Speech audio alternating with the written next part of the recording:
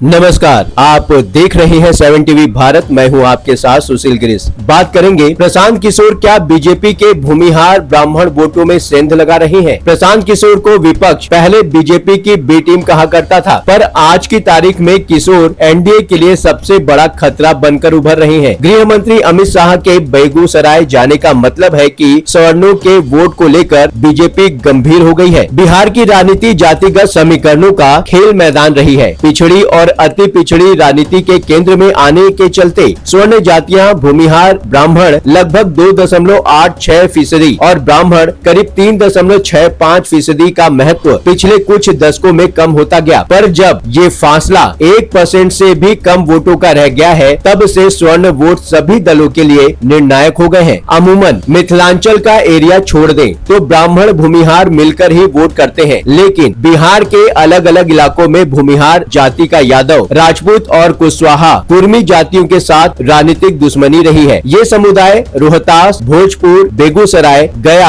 और समस्तीपुर जैसे जिलों में बीजेपी का मजबूत वोट बैंक है। 2020 विधानसभा चुनाव में एनडीए ने इन क्षेत्रों में 70 से लेकर 80% समर्थन हासिल किया, लेकिन 2025 के चुनाव से पहले जन स्वराज पार्टी के संस्थापक प्रशांत किशोर यानी कि पीके ने इन वोटों में सेंध लगाने की रणनीति अपनाई है। पीके खुद ब्राह्मण पांडे उपनाम रोहतास के कुनार गांव से हैं और उनकी बिहार बदलाव यात्रा ने ऊंची जातियों के युवाओं, पेशेवरों और असंतुष्ट वोटरों को आकर्षित किया है। हाल ही में एक प्रमुख राष्ट्रीय चैनल के सर्वे के अनुसार भूमिहार ब्राह्मण वोटों में एनडीए का समर्थन 65% से गिरकर 52% रह गया है, जबकि 18 से लेकर 22% युवा पीके की ओर झुक रहे हैं। यह केवल आंकड़े ही नहीं बता रहे, बिहार में पिछले दिनों हुई कुछ राजनीतिक घटनाएं भी इसी की ओर इशारा कर रही है। बेगूसराय बिहार का एक ऐसा जिला है जहां जातिगत समीकरण एनडीए के पक्ष में रहता है। यहां भूमिहार लगभग 20% के करीब है, तो ब्राह्मण करीब 10% है। जाहिर है कि कुल 30% वोट किसी भी दल के लिए निर्णायक होता है। 2020 चुनाव में भाजपा की अगुवाई वाले गठबंधन ने यहां की कुल 7 में से 3 सीटें जीत ली थी। गिरिराज सिंह जैसे नेता यहां का केंद्रीय मंत्रिमंडल में प्रतिनिधित्व करते हैं, लेकिन पीके जो खुद ब्राह्मण पृष्ठभूमि से है, बीजेपी के इस किले पर सेंध लगाने के लिए तैयार है। 10 सितंबर को बछवाड़ा में पीके की बदलाव सभा ने स्थानीय राजनीति को हिलाकर रख दिया। रैली का आयोजन बछवाड़ा प्रखंड के मैदान में हुआ, जहां पीके ने 2 घंटे से ज्यादा भाषण दिया। भारी भीड़ जुटी, जिसमें ज्यादातर युवा और भूमिहार ब्राह्मण समाज के लोग शामिल थे। पीके ने एनडीए पर तीखा प्रहार किया। उन्होंने कहा कि नीतीश कुमार भ्रष्टाचार के भीष्म पितामह है और भाजपा उनका कवच कुंडल बनी हुई है। बेगूसराय जैसे जिलों में फैक्ट्रियां क्यों नहीं, पलायन क्यों? उन्होंने राइट टू रिकॉल विधेयक और 50 लाख रोजगार का वादा दोहराया, जो ऊंची जातियों के शहरी युवाओं को आकर्षित करता है। रैली में पीके ने कहा, मोदी जी ने 2014 में वादा किया था कि बिहार विकसित होगा, लेकिन 10 साल बाद भी हम मजदूरी के लिए दिल्ली जा रहे हैं। जाहिर है कि प्रशांत किशोर की बातें युवाओं को लुभा रही है। भीड़ में नारे लगे, बदलाव लाओ, बिहार बचाओ, लेकिन विवाद भी हुआ। स्थानीय भाजपा नेता ने इसे वोट कटवा रैली कहा, जबकि पीके समर्थकों ने इसे भूमिहार जागरण बताया। पूर्व सांसद और बाहुबली नेता आनंद मोहन सिंह ने फिर से भूरा बाल साफ करो नारे को जीवंत कर दिया है। मुजफ्फरपुर में रघुवंश प्रसाद सिंह की 5वीं पुण्यतिथि सभा 13 सितंबर में उन्होंने कहा, सिंहासन पर कौन बैठेगा ये भूरा बाल तय करेगा। यहाँ भूरा बाल से तात्पर्य ऊपरी जातियों, भूमिहार, ब्राह्मण, राजपूत और लाला जिसमें कायस्थ है से आते हैं, जो बिहार की कुल आबादी का 10.57% है। लेकिन राजनीतिक रूप से 30% सांसदों और 26% विधायकों को चुनने में निर्णायक है। 2020 चुनाव में 1% वोट के अंतर से जीत हार तय हुई थी और आनंद का दावा है कि अगली जातियों का वोट फिर से भूचाल लाएगा। दरअसल जुलाई के महीने में 10 तारीख को गया में आरजेडी का एक कार्यक्रम था। इस कार्यक्रम में आरजेडी के एक स्थानीय नेता ने भूरा बाल साफ करो के नारे का जिक्र करते हुए कहा था कि इसकी वापसी का समय आ गया है। भारतीय जनता पार्टी यानी कि बीजेपी ने 17 जुलाई को सोशल मीडिया प्लेटफॉर्म एक्स पर अपने ऑफिशियल हैंडल से आरजेडी के इस नेता का वीडियो शेयर किया था। इस वीडियो में आरजेडी की टोपी पहने बुजुर्ग से नजर आने वाले नेताजी भूरा बाल नारे का मतलब समझाते नजर आ रहे हैं। बीजेपी ने भूरा बाल को लेकर फेसबुक पर भी अपने पेज में पोस्ट किया था। 17 जुलाई को शेयर की गई इस पोस्ट में लिखा है, भूरा बाल साफ करो, कोई नारा नहीं बल्कि लालू यादव की सोची समझी साजिश थी। बिहार के स्वर्ण समाज को जातियों में तोड़ने की, नफरत की राजनीति राजनीति करने की। दरअसल भारतीय जनता पार्टी हो या आनंद मोहन हो, सभी को लगता है कि स्वर्णों का वोट इस बार प्रशांत किशोर और कांग्रेस में कुछ बट रहा है। इसलिए लालू यादव के जंगल राज के दिनों की याद को ताजा करने के लिए भूरा बाल साफ करो की चर्चा तेज हो गई है। जाहिर है कि यह स्वर्णों को यह समझाने की कोशिश है कि वो दिन याद करो जब तुम्हें साफ करने की कोशिश हो रही थी। अधिकतर स्वर्ण युवकों ने बिहार छोड़कर दिल्ली, मुंबई, बेंगलुरु की राह पकड़ ली थी। मतलब साफ है कि कहीं न कहीं एनडीए नेताओं में यह डर सताने लगा है कि स्वर्णों के वोट कट रहे हैं। पटना में बैठक के बाद गृह मंत्री शाह रोहतास के डेहरी पहुंचे और शाहबाद क्षेत्र के जिलों के साथ ही कुल 11 जिलों के नेताओं और कार्यकर्ताओं को जीत का मंत्र दिया। इसके बाद शाह बेगूसराय के बरौनी रिफाइनरी टाउनशिप पहुंचे, जहां उन्होंने मुंगेर और पटना प्रखंड के करीब 2500 कार्यकर्ताओं के साथ संवाद किया। जाहिर है कि यूं ही नहीं, गृह मंत्री यहां एक एक कार्यकर्ताओं से मिल रहे हैं। इसके सियासी मायने बहुत गहरे हैं। बीजेपी को यह समझ में आ गया है कि भूमिहार और ब्राह्मणों के वोट इस बार बहुत कट सकते हैं। शाह की सबसे अधिक चर्चा उनके बेगूसराय दौरे के लिए हो रही है। बेगूसराय के सांसद गिरिराज सिंह केंद्र सरकार में मंत्री हैं। इसके बावजूद आखिर गृह मंत्री को क्यों आना पड़ा? जिले में कुल मिलाकर 7 सीटें हैं और इन 7 सीटों में से 3 सीटों पर एनडीए के उम्मीदवार जीते थे, जबकि यहाँ भूमिहार और ब्राह्मणों बीजेपी के कोर वोटर्स हैं। इसलिए बेगूसराय में किला दुरुस्त करने खुद बीजेपी के चुनावी चाणक्य माने जाने वाले गृह मंत्री अमित शाह को उतरना पड़ा। शाह का उतरना यह बताता है कि भूमिहार बेल्ट की चुनावी फाइट को बीजेपी और एनडीए कितनी गंभीरता से ले रहा है। कहीं न कहीं प्रशांत किशोर की रणनीति से सबसे अधिक नुकसान